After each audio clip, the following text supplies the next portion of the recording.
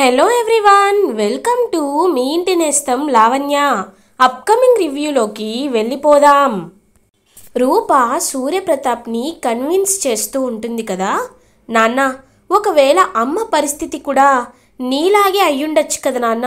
ఇప్పుడు రాధిక ప్లేస్లో అక్కడ రాఘవ ఉండి అమ్మ వెనకాల అమ్మని బ్యాట్ చేయడానికే ఎవరో ఇదంతా కావాలని ప్లాన్ చేసి ఉండొచ్చు కదా నాన్న. అమ్మ ఎలాంటి తప్పు చేయదు నాన్న. అమ్మపై నాకు చాలా నమ్మకం ఉంది. ఒక్కసారి అమ్మ వైపు నుండి ఆలోచించండి నాన్న అని అడుగుతుంది రూప. ఇంకా ఏమీ మాట్లాడకుండా తన రూమ్లోకి వెళ్ళిపోతారు సూర్యప్రతాప్. చంద్రప్రతాప్ రూప దగ్గరికి వచ్చి, అమ్మ రూప, అన్నయ్య కోప్పడకుండా సైలెంట్గా రూమ్లోకి వెళ్ళిపోయారంటే ఖచ్చితంగా ఆలోచిస్తారు. ఇప్పుడు నువ్వేమి బాధపడద్దమ్మా, వదిన ఖచ్చితంగా త్వరలో ఈ ఇంటికి వచ్చే అవకాశం ఉంది అని చెప్పి హ్యాపీగా ఫీల్ అవుతారు చంద్రప్రతాప్. దీపక్ విజయాంబికతో, మమ్మీ ఒకవేళ అలా జరిగిందంటే మనిద్దరం బయటికి వెళ్ళాలి మమ్మీ అని అంటాడు దీపక్. రే దీపక్, అది అనుమానం రా, నేను నాటిన విత్తనం. ఖచ్చితంగా అది బయటికి రాకుండా నేను చూసుకుంటాను కదా అని చెప్పి ఇంకా అలా రూమ్లోకి వెళ్తుంది. సూర్యప్రతాప్ దగ్గరికి వెళ్తుంది విజయాంబిక. అండ్ దీపక్ కూడా వస్తాడు.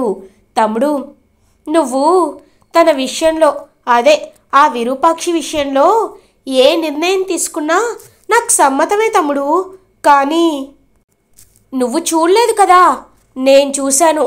ఆ రాఘవ విరూపాక్షి ఇద్దరూ రూమ్లో ఉండగా నేను చూశాను తమ్ముడు. చిచ్చి, అది తలుచుకుంటుంటేనే నాకు చాలా అసహ్యంగా ఉంది తమ్ముడు.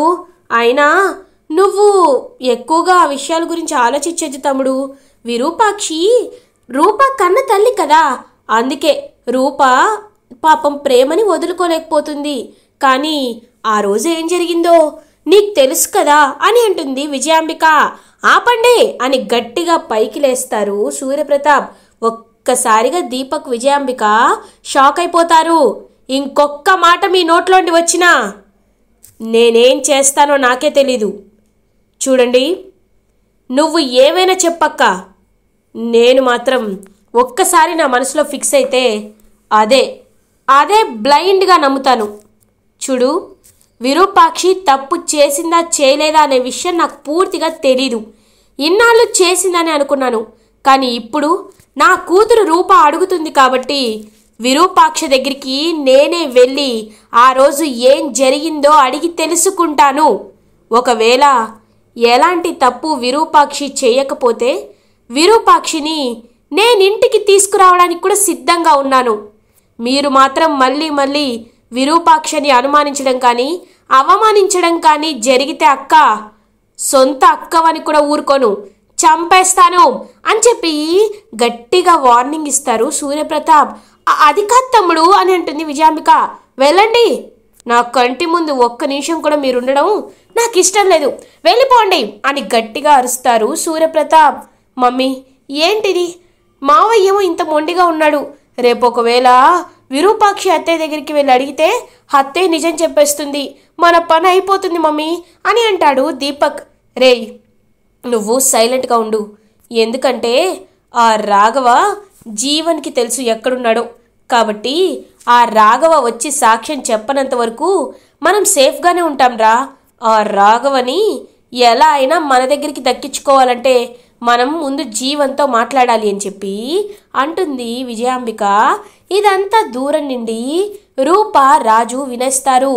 రాజు, చూసావా రాజు, నక్కకి నక్కబుద్ధి పోనట్లు వీళ్ళకి ఎన్ని అవమానాలు జరుగుతున్నా, ఎన్ని చీత్కారాలు జరుగుతున్నా వీళ్ళకి మాత్రం వీళ్ళ అవిటి బుద్ధి పోవట్లేదు రాజు అని అంటుంది రూప. అవునమ్మాయి గారు, అంటే రాఘవ జీవన్ దగ్గరే ఉన్నాడని వీళ్ళకి తెలుసు, తెలిసి కూడా మనకి నిజం చెప్పలేదు. అమ్మాయి గారు, ఆ రాఘవ జీవన్ దగ్గర దాచిపెట్టాడనే ఒక్క క్లూ నాకు చాలు. జీవన్ ప్లేసులన్నీ నాకు తెలుసు. ఒక్కొక్కటిగా వెళ్ళి వెతికి ఎలా అయినా రాఘవని పట్టుకొని పెద్దయ్య ముందు నించో పెడతానమ్మాయి గారు అని అంటాడు రాజు. అప్పుడే ఇంక మందారం అయితే రాజు రూప దగ్గరికి వస్తుంది. రాజన్న, నాకు తెలుసు రాజన్న, నువ్వు ఏ పనైనా ఒక్కసారి మొదలు పెడితే నువ్వు ఆ పని పూర్తయ్యేంత వరకు నీ సాధించేంత వరకు నువ్వు వదిలిపెట్టవు. ఖచ్చితంగా రాఘవని వెతికి తీసుకువస్తావు. కానీ ఒక విషయాన్ని నువ్వు మర్చిపోతున్నావు రాజన్న అని అంటుంది మందారం. ఏంటి మందారం అని అడుగుతుంది రూప. అమ్మాయి గారు, మిమ్మల్ని ప్రేమించడం రాజన్న మర్చిపోతున్నారు. ఎప్పుడు ఈ కోర్టు గొడవలని అటని ఇటని తిరుగుతూ ఉన్నారు. పాపం మీరిద్దరూ సంతోషంగా ఒకరినొకరు మాట్లాడుకొని మనసు విప్పి మాట్లాడుకొని ప్రేమగా ఉండి ఎన్ని రోజులైంది? నేను చూసినప్పటి నుండి పెద్దయ్యకి ఏమవుతుందా, విరూపాక్షి అమ్మగారికి ఏమవుతుందానని మీరు టెన్షన్ పడుతూనే ఉన్నారు. కొద్ది రోజులు మీరు సంతోషంగా ఉండాలని నేను కోరుకుంటున్నాను పెద్దయ్య అని చెప్పి ఇంకా చెప్తుందనమాట మందారం. ఇంకా రాజు రూప ఒకరినొకరు చూసుకుంటారు. నేను చెప్తున్నాను కదా, మీరిద్దరూ కాసేపు బయటికి వెళ్ళండి అని చెప్పి ఇంకిద్దరిని బయటికి పంపిస్తుంది మందారం.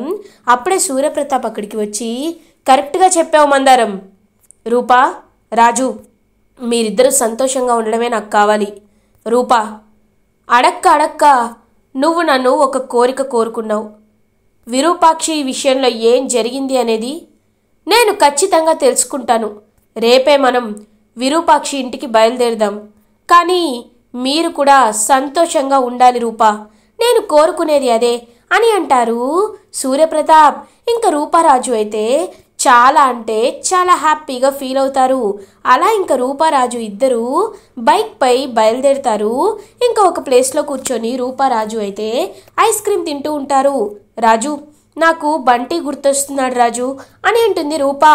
అమ్మాయి గారు, ఆ జీవన్కి 20 ఏళ్ల జైలు శిక్ష పడింది. ఇది చాలా పెద్ద కేసు కాబట్టి ఆ జీవన్ ఎప్పటికీ జైలు నుండి ఇప్పుడప్పుడే బెయిల్పై బయటికి రాలేడు. కాబట్టి రాఘవని ఒక్కసారి మనం కిడ్నాప్ నుండి తప్పిస్తే ఖచ్చితంగా ఇప్పుడు మనం బంటి విషయం కూడా ఇంట్లో చెప్పేయచ్చు. బంటిని పెద్దయ్య దగ్గరికి తీసుకువెళ్ళి జరిగిందంతా చెప్పచ్చు. దానికి అంతటికీ మనకు కావాలి అంటే ముందు మనకి రాఘవ ఎక్కడున్నాడో తెలియాలి అమ్మాయి గారు అని అంటాడు రాజు. అవును రాజు, నువ్వు ఎలా అయినా రాఘవని పట్టుకుంటావనే నమ్మకం నాకుంది రాజు అని చెప్పి ఇంకా ఇద్దరు ఒకరినొకరు ప్రేమగా చూసుకుంటూ ఉంటారు, రాజు అండ్ రూపా. ఇది ఇలా ఉండగా మార్నింగ్ అవుతుంది.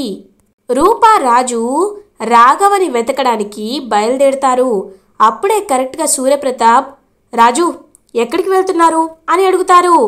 చిన్న పనిపై బయటికి వెళ్తున్నాం పెద్దయ్యా అని అంటాడు రాజు. సరే, నేను విరూపాక్షి దగ్గరికి బయలుదేరుతున్నాను అని అంటారు సూర్యప్రతాప్. ఇంకా విజయాంబిక, దీపక్, మావయ్య మేం కూడా వస్తాం మావయ్య అని అంటారు. ఏం అక్కర్లేదు, మీరు రావాల్సిన అవసరం అంతకంటే అంత లేదు.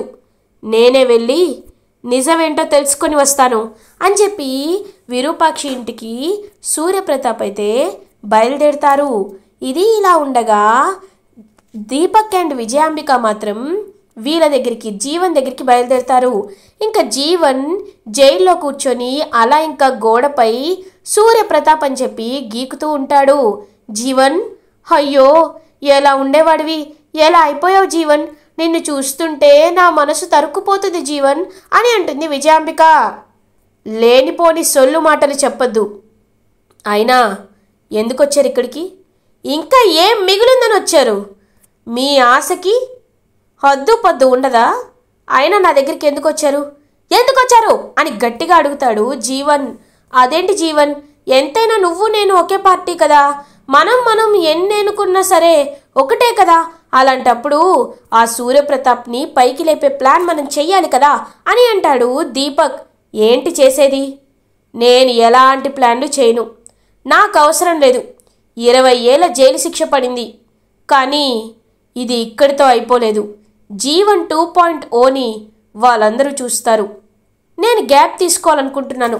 తర్వాత తీరిగ్గా ఆలోచించి వాళ్ళని ఎలా అంతమొందించాలో నేను ఆలోచిస్తాను. మీ బోడి సహాయమేమి నాకు అక్కర్లేదు. ఎలా వెళ్ళారో ఎలా వచ్చారో అలా వెళ్ళండి, లేకపోతే మర్యాదగా ఉండదు. నాకు సహాయం చేసింది మీరేనని పోలీసుల ముందు చెప్తా. అప్పుడు నాకు కంపెనీగా మీరిద్దరు కూడా వచ్చి జైల్లో కూర్చుంటారు. వస్తారా? చెప్పమంటారా అని అడుగుతాడు జీవన్. అంత బంపర్ ఆఫర్ మాకు వద్దులే, మేము వెళ్ళిపోతామని చెప్పి ఇంకా దీపక్, విజయాంబిక బయటికి వచ్చేస్తారు. ఇదేంట్రా, రాఘవ ఎక్కడున్నాడో తెలుసుకుందామని వెళ్తే వీడేంటి మనల్ని ఇరికిస్తానంటున్నాడు? వీడికో నమస్కారం, ఇప్పుడు మనమే ఏదో ఒకటి చేసి రాఘవ ఎక్కడున్నాడో తెలుసుకోవాలి అని చెప్పి ఇంకా వెళ్తూ ఉంటారనమాట దీపక్, విజయాంబిక. ఇది ఇలా ఉండగా సూర్యప్రతాప్ విరూపాక్షి దగ్గరికి వెళ్తారు. విరూపాక్షి, నీతో కొంచెం మాట్లాడాలి అని అంటారు సూర్యప్రతాప్. విరూపాక్షి ఒక్కసారిగా చాలా అంటే చాలా హ్యాపీగా ఫీల్ అవుతారు. సూర్య నాతో మాట్లాడడానికి వచ్చారా అని చెప్పి, ఏంటి సూర్య, ఏం మాట్లాడాలి? ఒకవేళ పార్టీ గురించి అయితే నేను కార్యాలయానికే వచ్చేదాన్ని కదా అని అంటుంది విరూపాక్షి. పార్టీ గురించి కాదు, మన పర్సనల్ విషయం గురించి మాట్లాడాలనుకుంటున్నాను అని అంటారు సూర్యప్రతాప్. ఏ విషయం గురించి సూర్య అని అడుగుతారు విరూపాక్షి. చూడు విరూపాక్షి, ఆ రోజు నేను నా కళ్ళతో చూసిన విషయం ఇప్పటికీ నా కళ్ళ ఎదుట మెదులుతూనే ఉంది. అది నిజమో అబద్ధమోనని ఎన్నాళ్ళు నేను పట్టించుకోలేదు. నిజంగా నువ్వు తప్పు చేశావనే నేను మనస్ఫూర్తిగా నమ్మాను, ఇప్పటికి కూడా నమ్ముతున్నాను. కానీ నా కూతురు రూప, మీ పరిస్థితే అమ్మకి వచ్చుండొచ్చు కదా నాన్న అని అనేసరికి నాకు ఇప్పుడు అనిపిస్తుంది, ఆ రోజు నాకు జరిగిన పరిస్థితే నీకు జరిగుంటుందా అనే ఆలోచన నాలో మొదలైంది. చెప్పు విరూపాక్షి, ధైర్యంగా చెప్పు, నువ్వు నిజంగా తప్పు చేశావా లేకపోతే నీపై నింద మోపబడిందా అని అడుగుతారు సూర్యప్రతాప్. ఇంకా విరూపాక్షి అయితే సూర్యప్రతాప్ చేయి పట్టుకొని అలా తీసుకువెళ్తూ ఉంటుంది. విరూపాక్షి, ఎక్కడికి తీసుకువెళ్తున్నావు అని అడుగుతారు. రా సూర్య అని చెప్పి ఇంకక్కడే పక్కన ఉన్న ఒక గుడికైతే తీసుకువెళ్తుంది విరూపాక్షి. ఇంకా గుడికి తీసుకువెళ్ళి గుడిలో దేవుడి సాక్షిగా ఇంకా సూర్యప్రతాప్ చేయి తీసుకొని సూర్యప్రతాప్ చేతిపై తన చేయి పెట్టి, చూడు సూర్య, ఈ దేవుని సాక్షిగా చెప్తున్నాను, మన కూతురి రూప సాక్షిగా చెప్తున్నాను, నేను ఎలాంటి తప్పు చెయ్యలేదు సూర్య అని అంటారు విరూపాక్షి. ఒక్కసారిగా సూర్యప్రతాప్ షాక్ అయిపోతారు. సూర్య, ఆ రోజు నీకు జరిగినట్టే నాపై కూడా నిందలు మోపారు. ఆ విజయాంబిక ఎవరూ లేనట్టు నటించి తర్వాత రాఘవని రూమ్లోండి బయటికి తీసుకువచ్చేలా చేసి రాఘవతో అబద్ధాలు ఆడిచ్చింది. ఇదంతా ఆ విజయాంబిక ఆడిన నాటకమే. అందులో బలైపోయాను సూర్య అని అంటారు. పాపం విరూపాక్షి ఒక్కసారిగా షాక్ అయిపోతారనమాట సూర్యప్రతాప్. అంటే ఇన్నాళ్ళు చెయ్యని తప్పుకి నువ్వు శిక్షని అనుభవించావా విరూపాక్షి? తప్పు చేశాను, పాపం చేశాను. నీ గురించి, నీ మనస్తత్వం గురించి తెలిసి కూడా నేను చాలా చాలా అపార్థం చేసుకున్నాను. నన్ను క్షమించు విరూపాక్షి అని అంటారు సూర్యప్రతాప్. సూర్య, నువ్వు నా క్షమాపణ చెప్పడం ఏంటి? నువ్వు ఎప్పుడూ సూర్యుడిలాగే అందరికీ వెలుగునిస్తూ ఉండాలి సూర్య, నువ్వు క్షమాపణ చెప్పకూడదు అని అంటారు విరూపాక్షి, ఇంకా ఒక్క క్షణం కూడా నువ్వు ఎక్కడో ఉండాల్సిన అవసరం లేదు. నువ్వు నాతోనే ఉండాలి. రూపకి అమ్మగా, నా భార్యగా నువ్వు మన ఇంట్లోనే ఉండాలి. రా వెళ్దాం. ఇదంతా చేసిన ఆ విజయాంబికని అస్సలు వదిలిపెట్టను, తన్ని కాల్చేస్తా అని అంటారు సూర్యప్రతాప్. ఇదిగో ఈ కోపమే సూర్య, నీలో ఉన్న బలహీనత ఈ కోపమే. కోపం, ఆవేశం నీలో ఎక్కువగా ఉంటాయి. దాన్ని ఒకరు అవకాశంగా తీసుకునేలా మనం ప్రవర్తన ఎప్పుడూ ఉండకూడదు. ఆ విజయాంబిక తిక్క ఎలా కుదర్చాలో, తనకి చెప్పు దెబ్బలాంటి సంఘటన ఎలా జరిపించాలో నాకు బాగా తెలుసు సూర్య అని అంటుంది విరూపాక్షి. ఇది ఇలా ఉండగా రూపారాజు ఇద్దరు ఇంకా అన్ని ప్లేసెస్ వెతుకుతూ ఉంటే ఇంకా ఒక ప్లేస్లో అయితే తాళ్ళతో కట్టేసి కనబడతాడనమాట రాఘవ. ఇంకా రాఘవ కట్లని విప్పేసి అలా ఇంకా రాఘవని తీసుకొస్తూ ఉంటారు రూప అండ్ రాజు. ఇంకా రాఘవని పెద్దయ్య రాఘవని తీసుకొచ్చాం పెద్దయ్య అని చెప్పి ఇంకలా రాఘవనైతే ఇంటికి తీసుకువస్తారు రూప అండ్ రాజు. ఇంకా రాఘవ వైపు చూస్తూ ఉంటారు సూర్యప్రతాప్. పెద్దయ్య, నేను తప్పు చేశాను పెద్దయ్య, నేను ఆ రోజు అని రాఘవ చెప్పబోతుంటే, ఆపో, నాకు తెలుసు నువ్వు ఎలాంటి తప్పు చేయలేదని నాకు తెలుసు అని అంటారు సూర్యప్రతాప్. అప్పుడే అక్కడికి వచ్చిన దీపక్ విజయాంబిక ఇదంతా విని షాక్లో ఉండిపోతారు. ఏంటి అని అంటారు. ఇంకా దీపక్ విజయాంబిక, మీరెందుకు అంత షాక్ అవుతున్నారు? చూడు రాఘవా, నువ్వు డబ్బు ఆశ కోసమే ఇదంతా చేశావని, నీ వెనకుంది నడిపించింది వేరే వాళ్ళని నాకు బాగా తెలుసు. కానీ నీలో రాధికకి కలిగినట్టే పశ్చాత్తాపం కలిగింది. అది చూస్తుంటే నాకు చాలా సంతోషంగా ఉంది. ఇకపై ఎవ్వరి విషయంలో ఇలాంటి పాపాలు చేయకుండా బుద్ధిగా బ్రతుకు, వెళ్ళు అని అంటారు రాఘవతో సూర్యప్రతాప్. ఇంక రాఘవ మాత్రం సూర్యప్రతాప్ కాలు పట్టుకొని, పెద్దయ్యా, ఎంతటి పాపాత్ములనైనా క్షమించే గుణం మీది పెద్దయ్యా. పెద్దయ్యా, మీ విషయంలో నేను క్షమించడానికి నేరం చేశాను. దానికి మీ కాలు పట్టుకోవడమే సరైన పశ్చాత్తాపం. ఇప్పటికి నన్ను మనస్ఫూర్తిగా క్షమించండి పెద్దయ్య అని చెప్పి కాలు పట్టుకొని ఇంకా విరూపాక్షికి కూడా దండం పెట్టేసి, అమ్మ, మీ విషయంలో నేను పాపం చేశాను, కుదిరితే నన్ను క్షమించండి అమ్మా అని చెప్పి ఇంకక్కడి నుండి వెళ్ళిపోతాడు రాఘవ. ఇంకా దీపక్ విజయాంబిక మెల్లగా జారుకోవాలనుకుంటూ ఉంటే, ఆగండి అని అంటారు సూర్యప్రతాప్. ఏంటి తమ్ముడు అని అడుగుతుంది విజయాంబిక. చెప్తాను కదా విరూపాక్షి, నువ్వు కూర్చో అని అంటారు. ఇంకా విరూపాక్షి దర్జాగా వెళ్ళి సోఫాలో కూర్చుంటారు. ఏంటి చూస్తున్నారు? మీరు మా అక్క, నా మేనల్లుడు కాదు, ఇప్పుడు ఈ ఇంటికి పనివాళ్ళు అని అంటారు సూర్యప్రతాప్. ఒక్కసారిగా దీపక్ విజయాంబిక షాక్ అయిపోతారు. ఏం మాట్లాడుతున్నావు తమ్ముడు?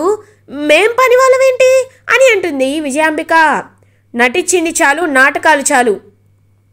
నాకొస్తున్న కోపానికి మిమ్మల్ని చంపేయాలనిపిస్తుంది. కానీ ఎందుకు చంపకుండా ఉంటున్నానో తెలుసా? మనిషికి చావు కంటే ఘోరమైన శిక్ష అవమానం. మీరు ఎందుకు బ్రతుకున్నామా అని క్షణక్షణం అవమానంతో కృంగిపోవాలి. మీరు ఎలాంటి వాళ్ళు నాకు తెలుసు కాబట్టి మీ ఇద్దరికి నేను విరూపాక్షి కలిసి నిర్ణయించి వేస్తున్న శిక్ష ఇదే. ఇప్పుడు మీరు విరూపాక్షి కాళ్ళ దగ్గర బ్రతకాలి. విరూపాక్షి పెడితే తినాలి, తిడితే పడాలి. అర్థమైందా? ఇంకొకసారి ఎవరి విషయంలో అయినా జోక్యం చేసుకోవాలన్నా, వారిని చెడుగా భావించాలి అన్నా వెన్నులో వణుకు పుట్టేలా మీ లెక్కలు నేను కాదు, మా రూపారాజులే సరిచేస్తారు. రూపారాజు, మీరే వెళ్ళి చూసుకోవాలి అని అంటారు సూర్యప్రతాప్. ఖచ్చితంగా చూసుకుంటాను నాన్న అని అంటుంది రూప. ఇంకలా విజయాంబిక అయితే విరూపాక్షి కాలు నొక్కుతూ ఉంటుంది. ఏయ్, ఏంటి, కొంచెం మెల్లగా నొక్కు అని అంటుంది విరూపాక్షి. ఛ, ఎలా ఉండేదాన్ని, ఎలా అయిపోయింది నా బ్రతుకు అని ఏడుస్తూ ఉంటుంది విజయాంబిక. ఇటువైపు పనివాడిలా ఇంకా కాఫీ అయితే అందిస్తూ ఉంటాడనమాట దీపక్. రూప అని అంటాడు.